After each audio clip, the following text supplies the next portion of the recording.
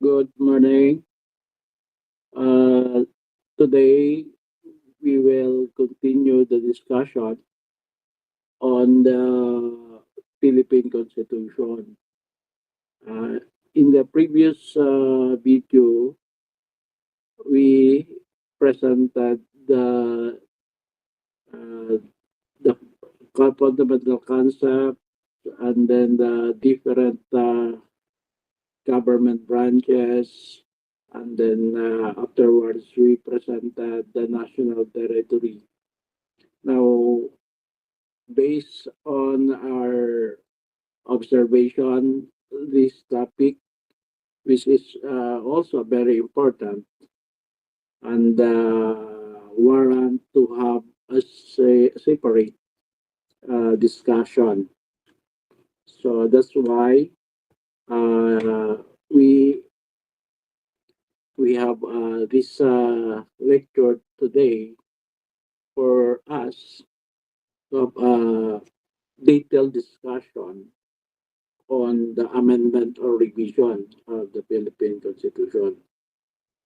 So in this video, we will be discussing the provision of the Constitution on the amendment or revision, particularly the different jurisprudence and commentaries of different legal luminaries pertaining to the amendment or revision of the Constitution. So this is important for us to understand and to situate also our provision of the Constitution with the historical development pertaining to the amendment or revision.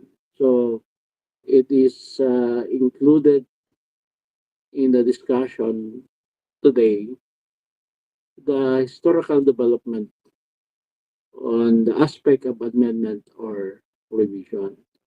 So join us as we uncover the provisions of the Constitution on amendment or revision, and also the historical development of the Constitution pertaining to this topic. And and don't forget to like, subscribe, and hit the notification bell for more educational content. Let's go. So let's go back again to the definition of the Constitution. As we have said, the Constitution serves as the supreme law of the land, providing the foundation for governance, the protection of individual rights, and the establishment of laws that guide society. So this is the mother of all laws. That all laws and statutes that we have, ordinances, rules and regulation, the fundamental law of the land is the foundation. And it also enshrine protection of individual rights, and it serves as the guidance, as North Star of our society.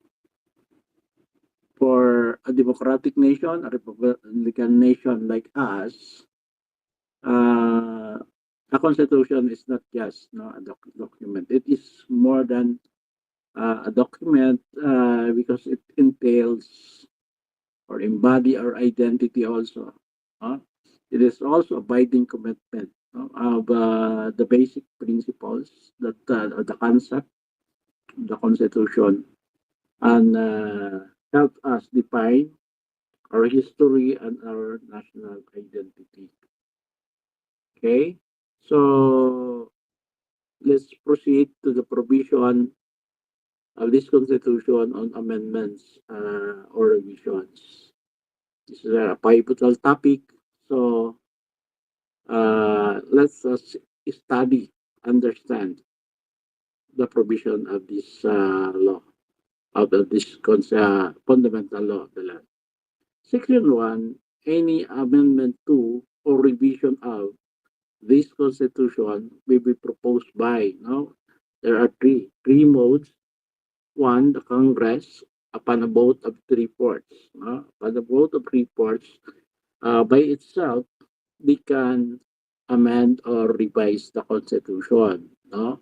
Uh, this sometimes we call the Constitutional Assembly. Or second, a constitutional convention.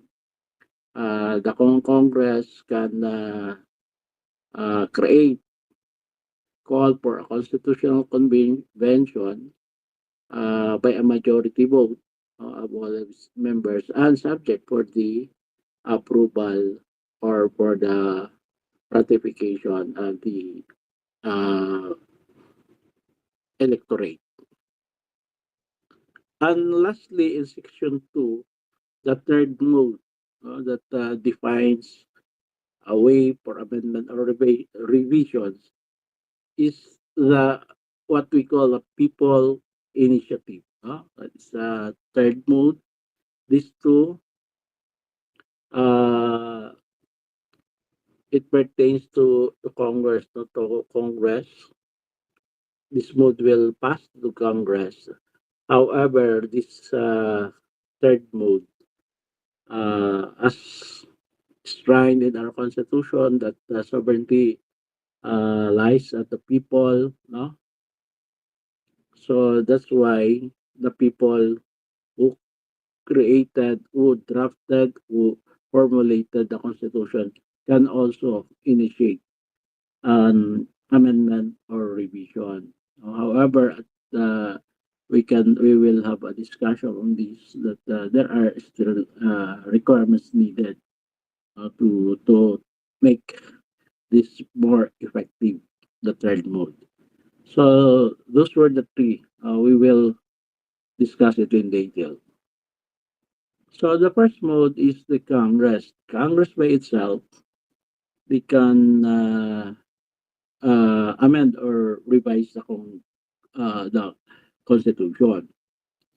So they would act as a constituent assembly, no? A constituent assembly.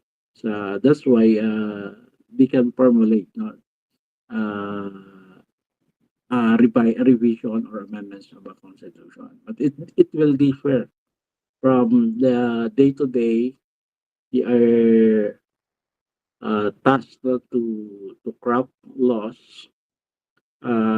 It's different, no? It's different when the issue is to construct or draft or uh, make a constitution, no? It's different. So this mood through the Congress by itself, no, they can propose amendments, but however, they need three-fourths votes of all its members, no, of all its members, not only those present, no, it's different, not only those present in the session, but all the members. If they have 240 members, three-fourths of that, no, will constitute uh, quorum to uh, amend, no, to amend or revise a constitution. However, it is important to note that this does not necessarily mean a joint session. No, the Senate and the House may vote separately. No, so separately on the proposed changes. So that's uh, the amendment or revision by Congress itself. Next is the Constitutional Convention. Congress may also call for a constitutional convention for the purpose of proposing, no, proposing amendments or revision. So a constitutional convention is a body of delegates elected, no, elected by the people, and they are tasked solely with the proposing changes uh, the Constitution, no? Congress can either call for a concon by a two-third vote of all its member or submit a question of whether or not to call a concon to the electorate by a majority vote. No, that is the provision of the law regarding the Constitutional Convention. The last mode or the third mode, which is the People's Initiative, this is a new mode which was introduced, no, by the 1987 Constitution. As you can observe in the previous Constitution, only the two modes, the Constitutional Convention and Constitutional Assembly. In the 1987 Constitution, it introduces the People's Initiative. So this is a process where the people can directly propose amendments to the Constitution. It requires a petition signed by at least 12% of the total number of registered voters, nationwide. However, each legislative district represented by at least 3%, of the registered voters on that district. District. So this is the requirement of the Constitution in the conducting people's initiative for the changes of the Constitution. However, it is emphasized, that this mode, the people's initiative, was only used for amendments, not for revision. Because as we know, uh, changing Constitution needs dialogue, research, debates, no, to test the uh, the law, no, that the law that will guide, no, which is the Constitution.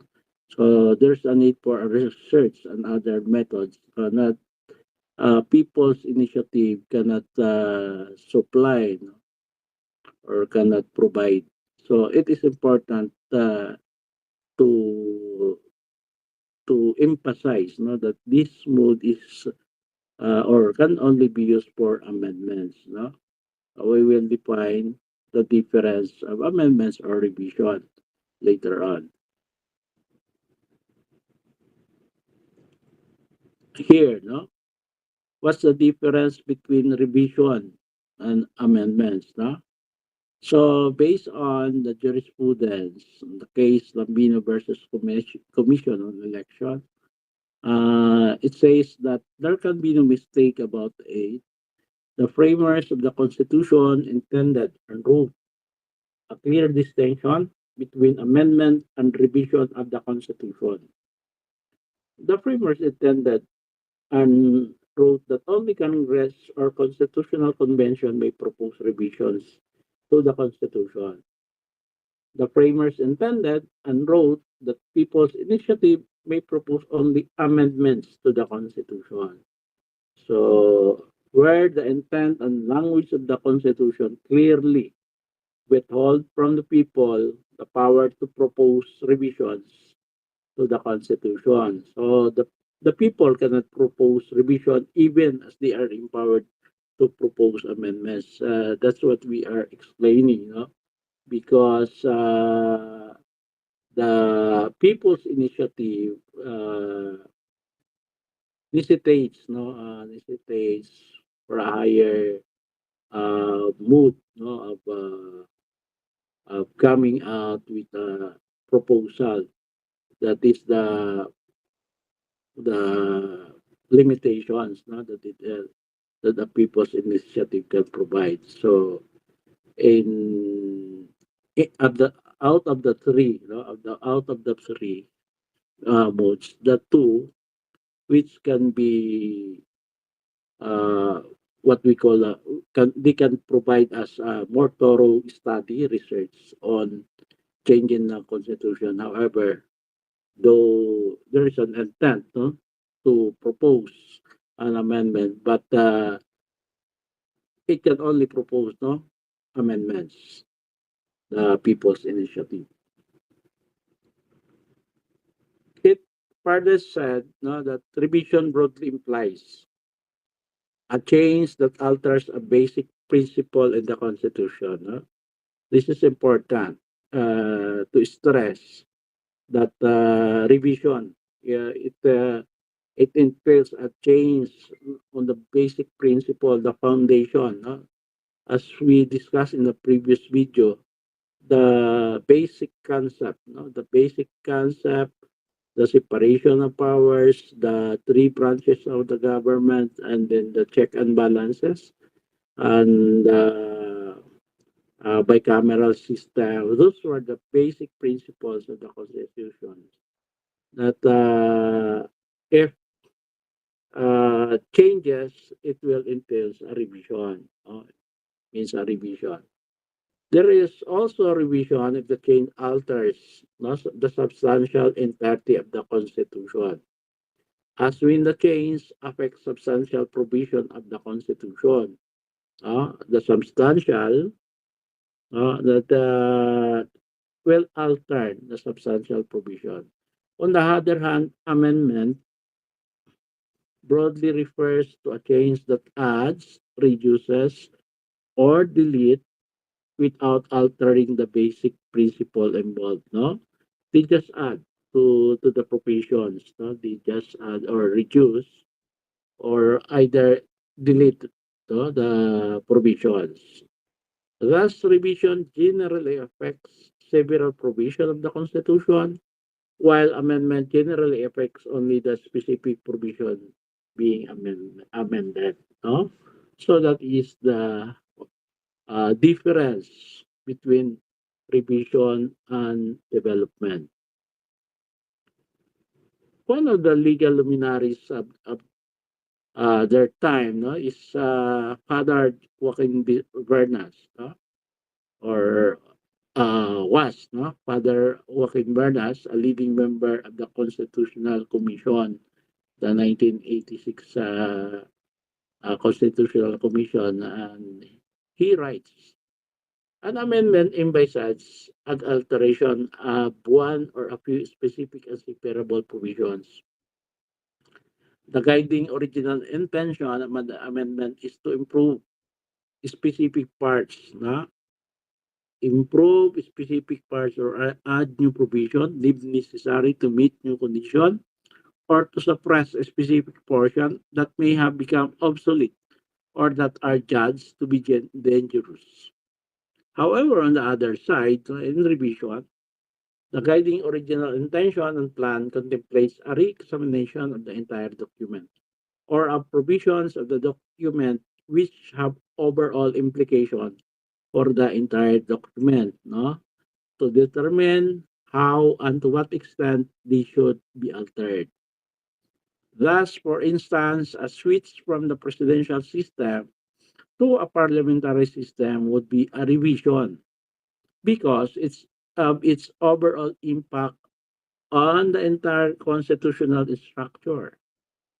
So, would a switch from a bicameral system to a unicameral system be because of its effect on other important provision of the Constitution? No? If you will change the from bicameral system to a unicameral, so now we have example, we have the SOR, and then we have the Senate, no?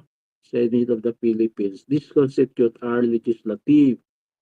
Now, if you will change it from bicameral, now they will now become one. No? So they will now become one because of unicameral system. No more SOR and SOT. They will just be the Congress. No, that is the difference. So it is thus clear that what distinguishes revision from amendment is that not the quantum of change in the document, rather it is the fundamental qualitative alteration that affects revision. Okay, so that's sharpen our understanding on the difference between amendment and revision. Next, it's another test, no? Another test to differentiate the two. This pertains also with the case Lambino versus Commission on Election.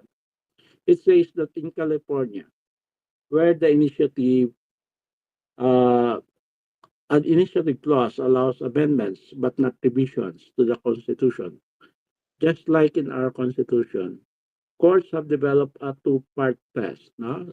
One is the quantitative and the other is qualitative test. The quantitative test, this one, the quantitative test, asks whether the proposed change is so extensive in its provision as to change directly the substantial entirety of the Constitution by the deletion or alteration of numerous existing provisions. The court examines only the number of provisions affected and does not consider the degree of the change. Meanwhile, the quantitative test requires into the qualitative effects of the proposed change in the Constitution. The main inquiry is whether the change will accomplish such far-reaching changes in the nature of our basic governmental plan as to amount a revision. So where there is an alternation in the structure of government is a proper subject of inquiry. Thus, a change in the nature of the basic governmental plan includes change in its fundamental framework or the fundamental powers of its branches.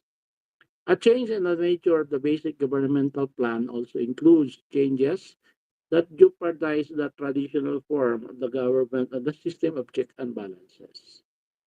Okay, so these are the two tests that are important in in knowing the difference between amendment and revision. It further says that under both the quantitative and qualitative tests, the Lambinos Group initiative is a revision and not merely an amendment. Quantitatively, the Lambinos Group proposed changes overhaul two articles. Article 6 on the legislature and Article 7 on the executive, affecting a total 105 provisions in the entire Constitution. Meanwhile, qualitatively, the proposed changes alter substantially the basic plan of government from presidential to parliamentary and from bicameral to a unicameral legislature. So a change in the structure of the government is a revision of the Constitution. Okay? So a change in the structure is a revision. As when the three great co-equal branches of the government in the present constitution are reduced into two. No? So kung if you have three branches of the government, legislative, executive, and judiciary, now if you will fuse the two, so instead of three, now they will have two. So that's alters the separation of powers of the three. It reduces into two. A shift from the present bicameral presidential system to a unicameral parliamentary system is a revision of the Constitution. So we will now have a prime minister in a unicameral parliamentary and no more president, no? Because it will be changed. Merging the legislative and executive branches is a radical change in the structure of government.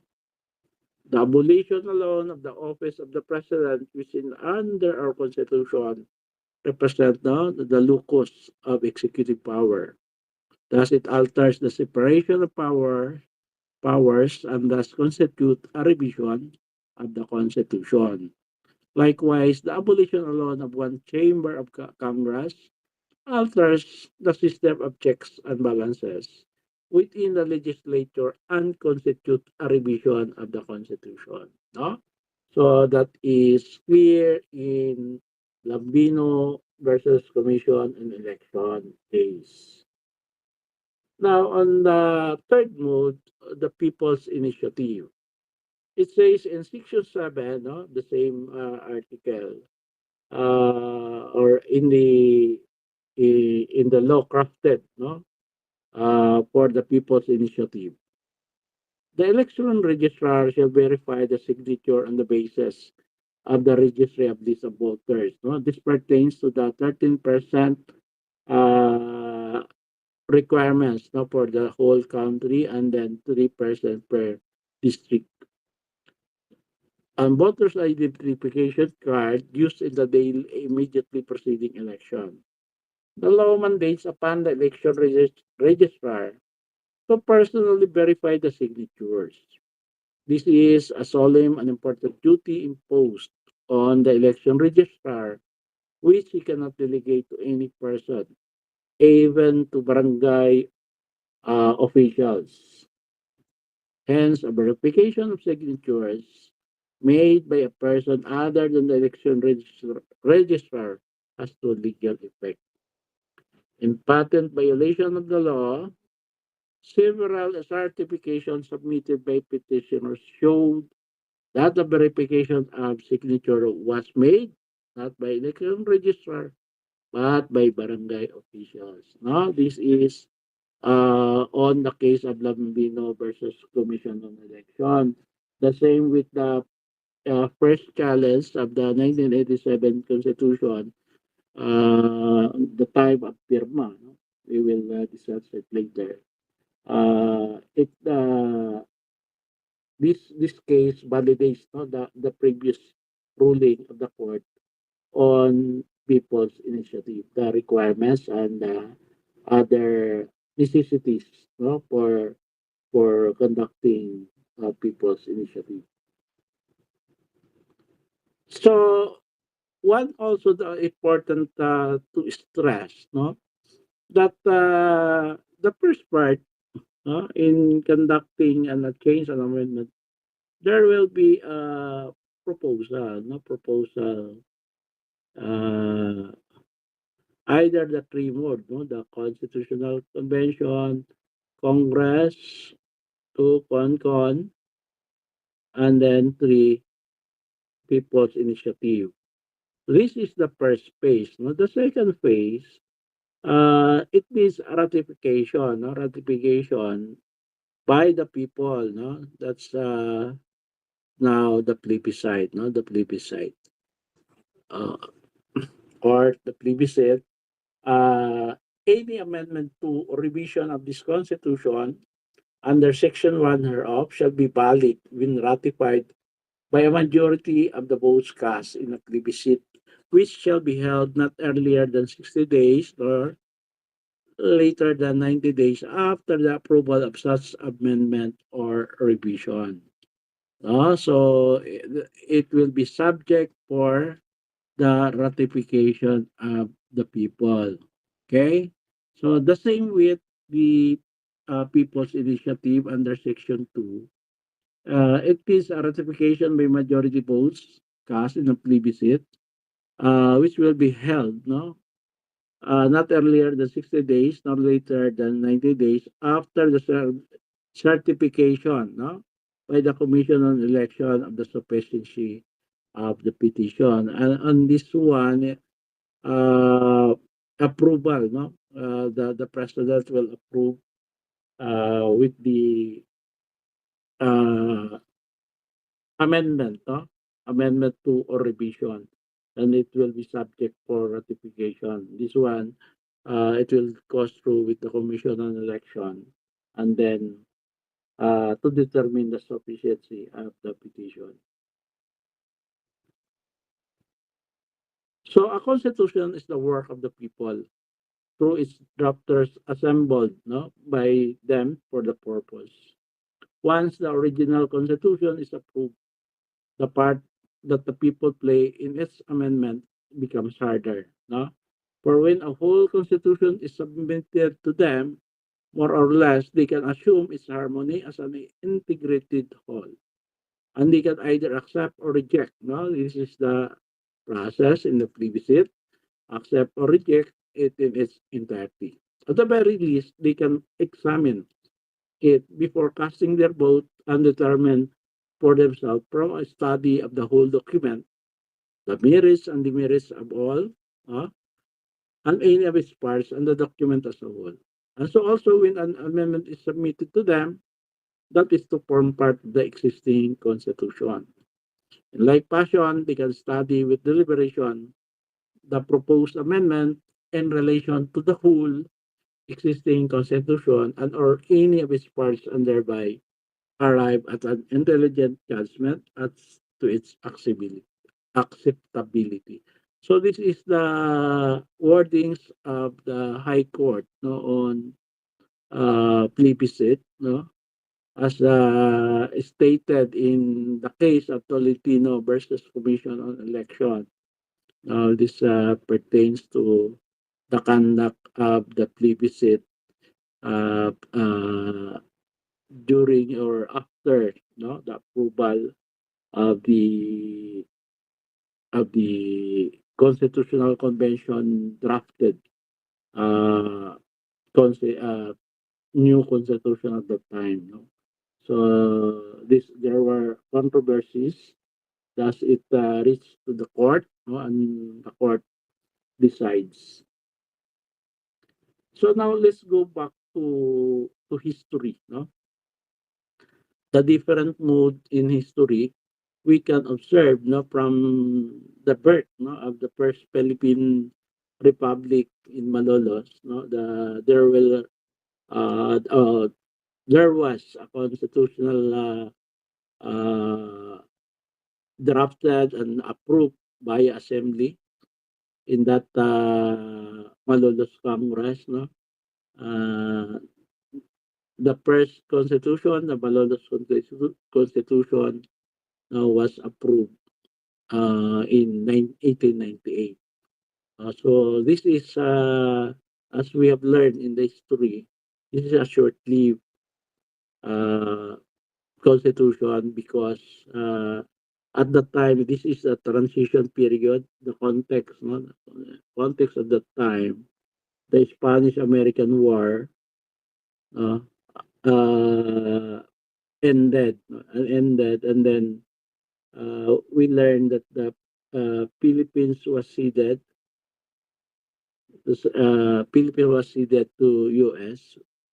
Uh, under the Treaty of Paris.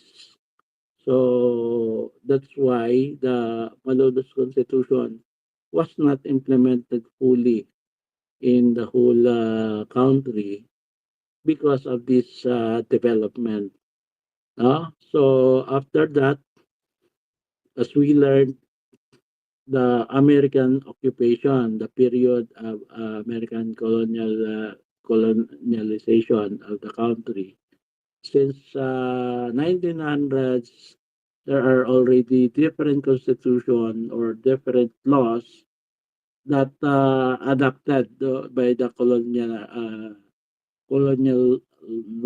no, the American government. They implemented the Philippine Bill, and then different instruction by the Governor General under the instruction also by the U.S. President. In the process, there are moves to draft a constitution. Uh, then the Senate was headed by Caro M. Recto's editor, no? Caro M. Recto. They drafted Philippine Constitutional Convention of 1934, uh, drafted a constitution, and it was subjected to approval of the U.S. Congress. No? Since then, we are under the uh, United States at the time, no? Government. We are under. So after the Congress approved, the U.S. President also approved such a constitution, and then it subjected to ratification to the people no, in 1935, and it gathered 26.43% votes in favor of the ratification. So it's a big number, no, of the total vote cast, the 96.43. The next development is uh, the short-lived period, no? This it is important also to add here that this is a transition, no, to 10-year independence, the promise of independence by the Americans to the Filipino people. However, we learned that before that, the World War II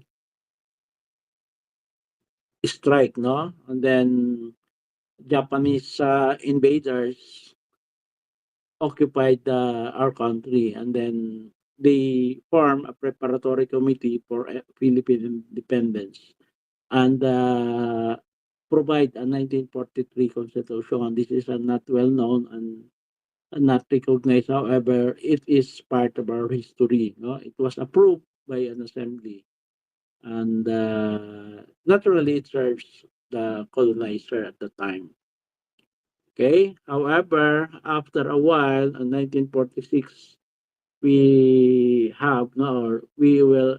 The World War II ended in 1945, and then the 1935 Constitution was reverted back and implemented until we have the independence in 1946.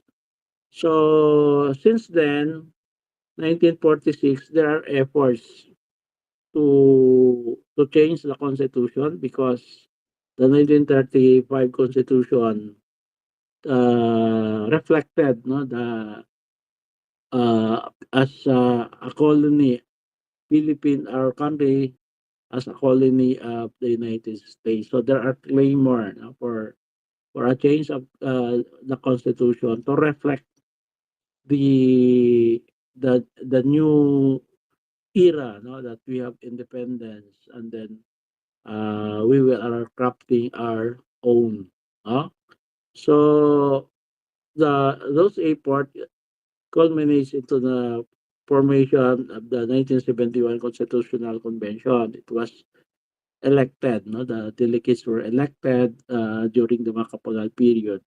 However, this Constitutional Convention, that they have already drafted, no, the Constitution, but martial law was declared prior to the ratification. Martial law was declared, and then uh, as we learn from the history, no, after the martial law, then the plebiscite, which was scheduled, originally scheduled, was postponed, and then we have found out that the president at the time, President Marcos, uh, drafted or came out with a presidential proclamation for calling for citizens assemblies to approve, no, the constitution, the draft constitution, and thus in 1973, no, it was through different citizens assembly.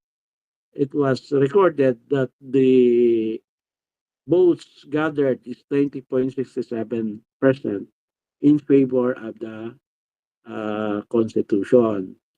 So, however, after that one, no, in 1973 Constitution, there are efforts by the then President Marcos, because of his objective, not to prolong the uh, his uh, his term, no, in 1976. There are amendments, no, to continue the the the presidency of Marcos, and then there are changes from bicameral, it turns out into a unicameral system, and then Marcos become the the have a power of legislative and also the executive power, no? So that's what happens. There are controversies, as we can learn in the history. There are controversies on that Supreme Court rulings in between. No? However, the ultimate result, no? The culmination of that is the EDSA revolution, no? EDSA on 1986, where the people decides, no, to topple the dictator and provide a new one. Thus, in 1986, there's change, no? There was a change in the presidency through bloodless revolution, is what we call.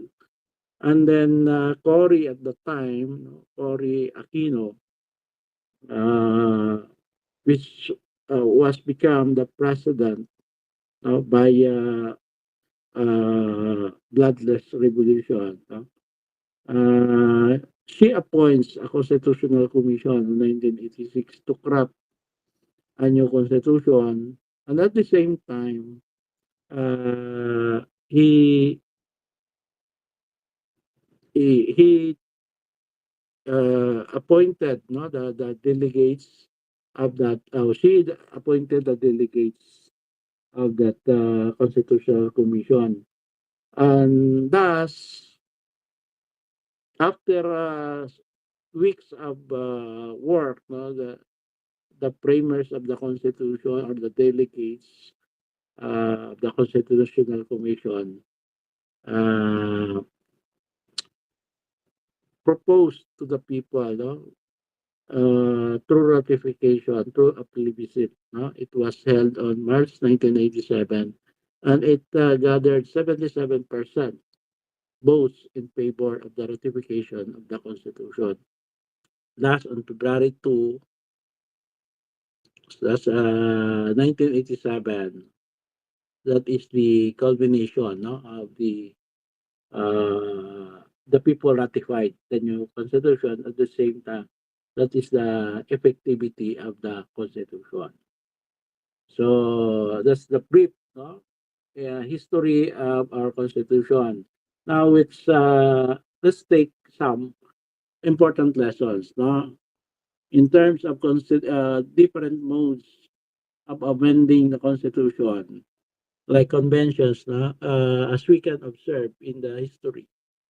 Conventions are effective when a broad overhaul or significant change is needed. So, as they enable a fresh, comprehensive evaluation of the Constitution with contributions from diverse sectors of society. On the other hand, constituent assemblies are efficient for amending the Constitution, but they require strict safeguards such as high voting threshold and judicial review to prevent subserving amendments and ensure that changes reflect the people's will. Lastly, people's initiatives are powerful tools, no, for democratic participation, but they require clear laws, accessible processes, and substantial public backing to be effective and avoid manipulation by special interests. Plebiscites and referendums provide a vital final check on proposed changes. However, these votes must be conducted transparently with balanced information campaigns to ensure that voters understand the implication of their choices. So these are the different lessons that we can gist, no, from the history. So since then, the ratification of the 1987 Constitution, there are attempts not to amend the Constitution. There are two, as we can call, no, from the different jurisprudence of the Supreme Court. First, the 1997, no, in Defensor Santiago versus Comelec. The Supreme Court ruled that the Republic Act 6735 or the Initiative and Referendum Act lacked sufficient guidelines for conducting a people's initiative. specifically aimed at amending the Constitution. The court held that RA 675 provisions were too vague and insufficiently detailed for constitutional amendments, limiting the scope of initiative to ordinary legislation rather than constitutional change. Because in constitutional change, there are so many issues, so many topics here that you need. However, in ordinary legislation, you have only one issue or one topics, that you need to resolve or to provide laws. However, in constitution, it needs a deliberation, debates, and intensive research, to have a constitution. In crafting laws, you are only looking at different or for a one issue per laws, so they are provided only with one topic, unlike with the constitution that you are talking here of so many provisions and so many issues that need to be subjected to different deliberation debates, and also research. The next challenge is the Lambino and the Lambino versus Comelec. This was expounded, the or strengthened the previous ruling of the Supreme Court on Defensor Santiago versus Comelec. The Supreme Court found in that 67 RA 6735 is still lack adequate procedural guidelines, for a constitutional initiative. So it reaffirms its Defensor Santiago decision. Additionally, the court ruled that the initiative misleads signatories as many were not fully aware of the content and implication of the proposed amendments, because the main text, of the petition is not included in the, or were not included in the petition. Only the page for signature portion was presented to signatories. No, that's why the court ruled that it's not the proper way, of conducting a people's initiative. They should be informed on what are the changes you want, and then that is the voice, the voice of the Filipino people, not just to sign, which was the main fault, or the one of the main problems or defects of the Lambinos group petition. Okay, so far there are attempts, that we can sum up. It is also a product, of historical trends. The main issues always that will come out during the issues of constitutional changes is the term limit extension, or eradication of term limit.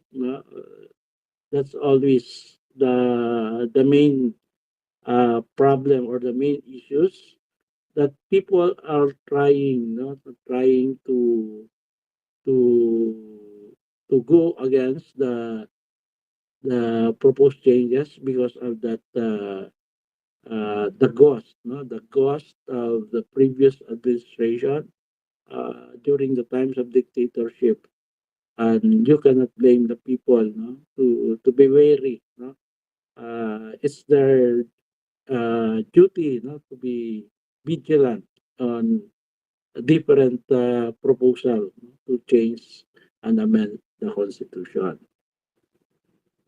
So this is the reference, or these are the references for the discussion today. I hope you have learned something about the topic amendment or revision of the Constitution. So here we will just pause for a while, and then we will continue on another topic on national patrimony and national economy and patrimony, the three branches of the government, the government, and other topics on constitutional and political law. So thank you for listening, and good day to everyone.